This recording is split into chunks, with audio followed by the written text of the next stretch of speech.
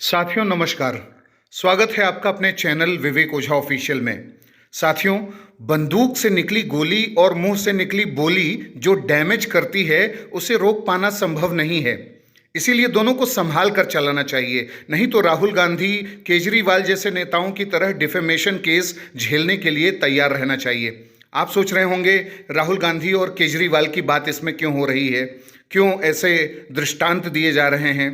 तो आज के एपिसोड में आपको ये बताएंगे कि राहुल गांधी ने 2019 में गृह मंत्री अमित शाह के लिए ऐसा क्या बोला था, ऐसा क्या खतरनाक बोल दिया कि तब से वो लगातार मानहानि का केस झेल रहे हैं। और अब सुप्रीम कोर्ट ने आज उन्हें इस मामले में राहत देते हुए मानहानि का केस न चलाने का आदेश दिया है। साथियों, ये मामला महज राजनीतिक मतभेद का नहीं है, बल्कि मानहानि, विचार और अभिव्यक्ति की स्वतंत्रता का सबसे बड़ा मिसयूज बनता जा रहा है। हर पार्टी के नेता इसमें लगे हैं, बोलने से पहले कुछ भी नहीं सोचते कि उसका क्या असर पड़ेगा। जबकि हमारे कॉन्स्टिट्यूशन में आर्टिकल 19 के सब क्लॉज 2 में साफ तौर पर बताया गया है कि आप अपने विचार और अभिव्यक्ति की स्वतंत्रता का इस्तेमाल इन बातों को ध्यान में रखते हुए करिए, नहीं तो आपकी ये जो विचार और अभिव्यक्ति की स्वतंत्रता है कि आप पटपट पटपट कुछ भी बोल देते हैं, उस पर रोक लगाई जा सकती है। तो आज के एपिसोड में हम मेजर जो डिफेमेशन ऐसे मामले हैं उन सबको देखेंगे। राहुल गांधी ने अमित शाह के बारे में ऐसा क्या कहा उसको देखेंगे। खुशबू एक बड़ी अभिनेत्री थी, उन्होंने ऐसा क्या कहा। जो जस्टिस सावंत थे उनके संदर्भ में कौन सा मामला डिफेमेशन का था सामने। फिर और भी ऐसे केसेस सामने आए, जैसे टाइम्स नाउ का एक बहुत बड़ा मामला आया, उसमें डिफेमेशन केस चला। अरुण जेटली का जो संदर्भ था वो तो था ही, केजरीवाल के संदर्भ में। इन सारे डायमेंशंस को देखेंगे और देखेंगे कि कैसे ये हमारे डेमोक्रेसी, हमारे पॉलिटिकल सिस्टम को प्रभावित कर रहा है।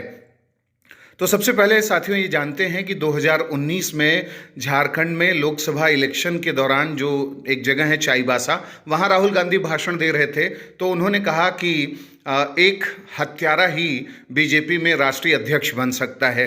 यानी ये कल्चर है, बीजेपी का ही ये कल्चर हो सकता है कि उसमें अध्यक्ष का पद जो है किसी हत्यारे को दे दिया जाए, और कांग्रेस में ऐसा नहीं हो सकता। कांग्रेस में हम इस तरीके से सोच नहीं रखते कि ऐसा व्यक्ति जो हत्यारा है वो कांग्रेस का अध्यक्ष बने।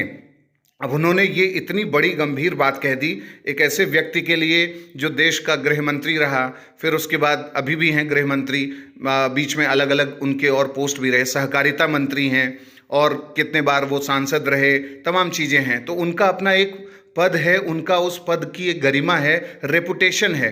तो रेपुटेशन को डैमेज करने के लिए अगर कोई बात कही जाएगी, राजनीतिक विरोध में, राजनीतिक मतभेद में चूर होकर के इतनी बड़ी बड़ी बातें अगर बोल दी जाएंगी, तो हमारे पास न्यायिक प्रणाली है, हमारे पास भारतीय दंड संहिता है, ऐसे विधान हैं कि इन सब चीज़ों को कंट्रोल किया जा सकता है। तो उन्होंने बहुत बेबाकी से इस बात को कहा और उसके बाद उनके ऊपर जो है डिफेमेशन का केस फाइल किया गया और झारखंड हाई कोर्ट में चला मामला।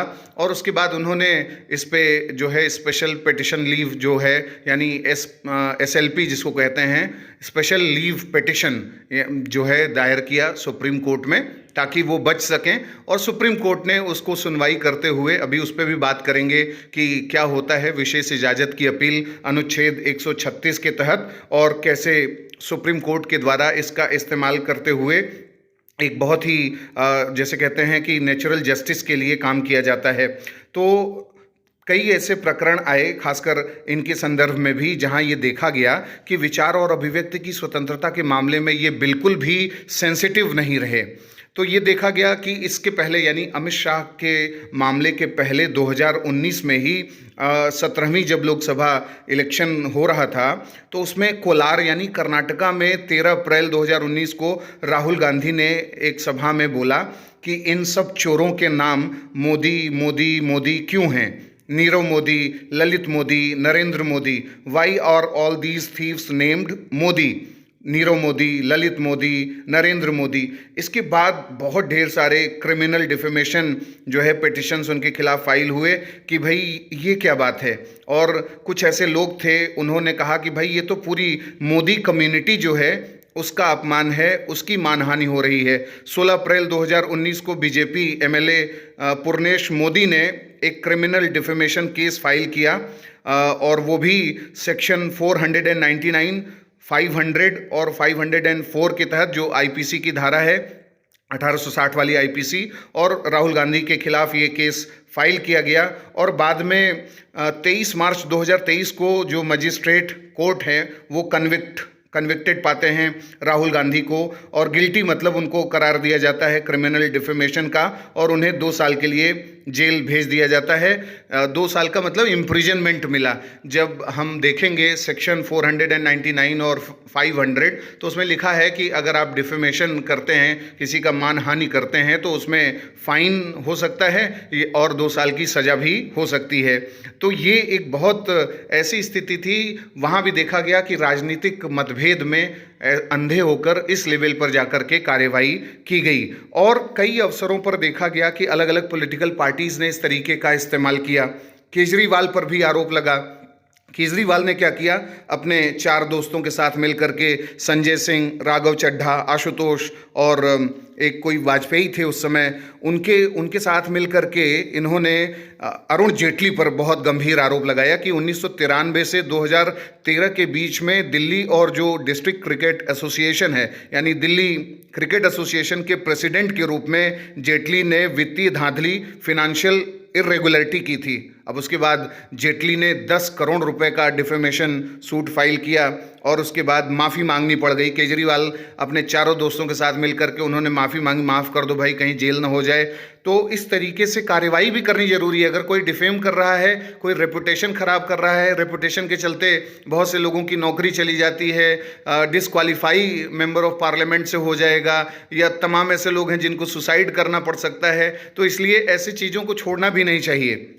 इसी तरीके से जयललिता के बारे में कहा गया कि जयललिता जो तमिलनाडु की सीएम थी, उन्होंने अपने 6 कार्यकाल में करीब 1000 से अधिक, करीब नहीं 1000 से अधिक डिफेमेशन केसेस फाइल किए अपने राइवल्स के खिलाफ, सिविल सोसाइटी के लोगों के खिलाफ, जर्नलिस्ट के खिलाफ। और इसी क्रम में एक और मामला आता है, खुशबू, एक साउथ इंडिया की एक्ट्रेस थी खुशबू, और उन्होंने जो है कुछ ऐसे स्टेटमेंट दे दिए थे जो डिसेंसी, यानी जो शालीनता है, जो एक भद्र व्यवहार होता है, उन सब के खिलाफ था। और उन्होंने जब ये बात कही तो ये मामला, मतलब उनके खिलाफ बहुत ढेर सारे केसेस चले। 500 से अधिक एफआईआर पूरे देश भर में उनके खिलाफ किए गए, और एक केस आया एस खुशबू बनाम कन्यामल जो केस था, इसमें ये देखा गया कि खुशबू ने क्या बोला था। खुशबू ने प्री मैरिटल रिलेशनशिप और प्री मैरिटल सेक्स के बारे में कुछ चीज़ें बोल दी थी।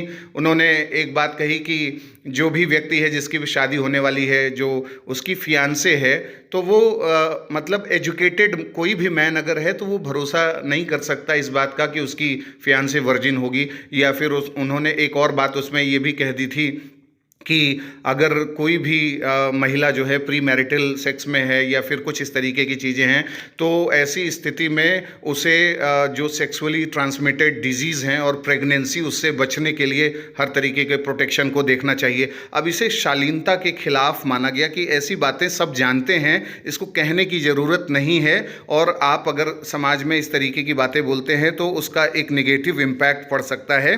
और इसीलिए भारतीय संविधान का जो आर्टिकल 19 का जो सब क्लॉज 2 है, वो ध्यान आता है कि विचार और अभिव्यक्ति की स्वतंत्रता पर कुछ रीजनेबल रिस्ट्रिक्शंस लगाए गए हैं, जैसे सिक्योरिटी ऑफ स्टेट, आप राज्य की सुरक्षा को ध्यान में रख करके ही कुछ बोल सकते हैं। भारत की संप्रभुता और अखंडता, विदेशी राष्ट्रों से मैत्रीवत संबंध, वो संबंध न खराब हो जाएं, पब्लिक ऑर्डर बना रहे, डिसेंसी और मोरालिटी के खिलाफ नहीं बोल सकते, कंटेम्प्ट ऑफ कोर्ट के खिलाफ नहीं हो सकता, डिफेमेशन, और आप अपराध उद्दीपन, अपराध को भड़काने वाली कोई बात नहीं कह सकते।